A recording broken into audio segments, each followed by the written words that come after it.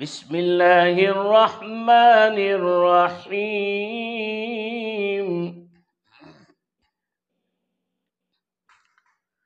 ألهاكم التكاثر حتى زرتم المقابر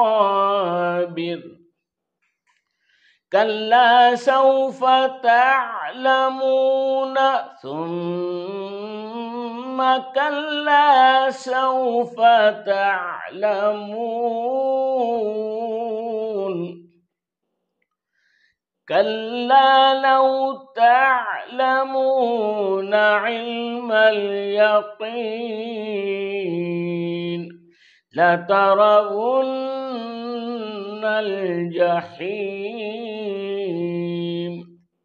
ثم لترونها عين اليقين ثم لتسألن